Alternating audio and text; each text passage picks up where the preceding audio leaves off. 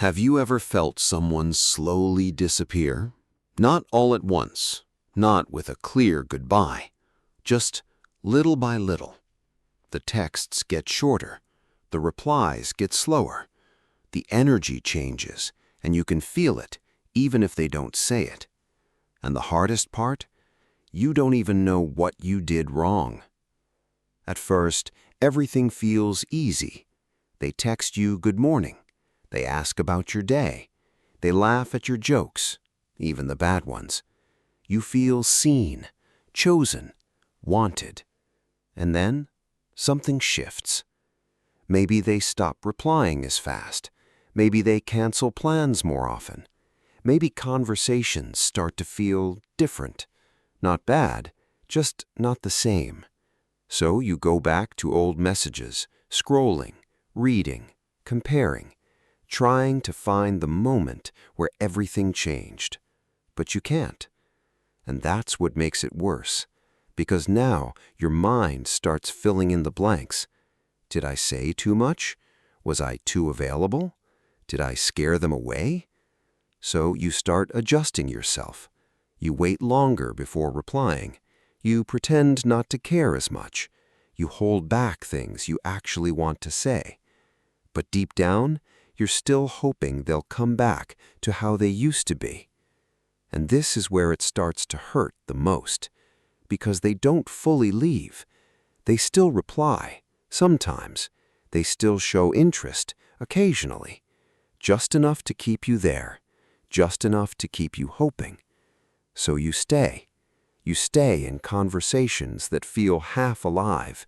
You stay in connections that feel uncertain. You stay in a version of love that constantly makes you question yourself. And without realizing it, you slowly start losing yourself too. You check your phone more often. You overthink every message.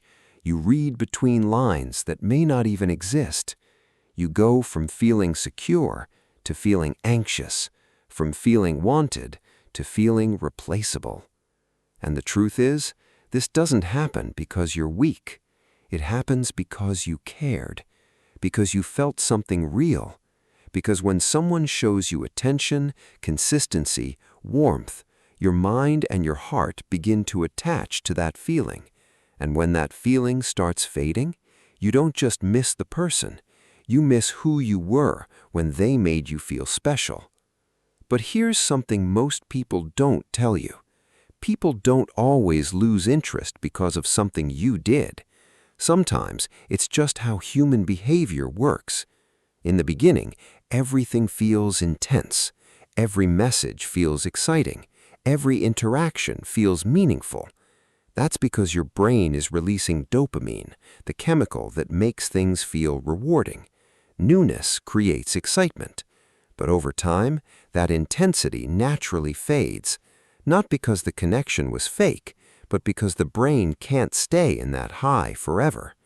For some people, when that feeling fades, they think their emotions are fading too. So they pull back, not understanding that real connection actually begins after the excitement settles. Then there are people who were never fully ready in the first place. They like attention, they like connection, they like the idea of someone being there.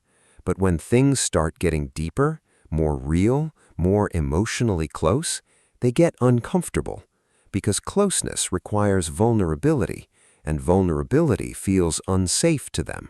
So instead of moving forward, they create distance, and it feels confusing because just days ago they seemed so sure about you. But what changed wasn't you, it was the level of emotional depth they weren't ready to handle. There's also something else happening quietly. In the beginning, there's effort. They're trying to win you over. You're trying to understand them. There's curiosity. There's energy. There's intention. But once things feel a little stable, some people stop trying. They get comfortable. And for certain people, comfort feels like boredom. So without even realizing it, they start pulling away. Not because there's no connection, but because they confuse calmness with lack of excitement. And in today's world, there's another layer: endless options. Social media, dating apps, constant exposure to new people. And it creates a mindset where people are always wondering, what if there's someone better? So instead of fully investing in one person, they stay halfway. And when things feel slightly imperfect, they lose focus. They drift. And suddenly, you're left trying to hold on to something they already letting go of. But here's the part that matters the most. When someone loses interest, it doesn't mean you lost your value. It doesn't mean you weren't enough. It means they stopped choosing the connection. They stopped putting in effort. They stopped showing up in the same way. And no matter how much you try, you cannot carry a connection alone. That's why it feels so exhausting, because you're doing all the emotional work while they slowly detach.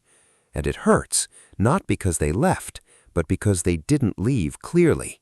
They faded. They stayed just enough to make you question everything, just enough to make you hold on longer than you should have. And one day, you start to see it differently. You stop rereading old messages. You stop waiting for their name to pop up on your screen. You stop blaming yourself for something you didn't break. And you begin to understand something quietly powerful. The right person won't make you feel confused about where you stand. They won't make you question your worth. They won't slowly disappear while you're trying to stay. Real interest doesn't fade into silence. It shows up, it communicates, it stays consistent. And maybe this experience was never about losing them.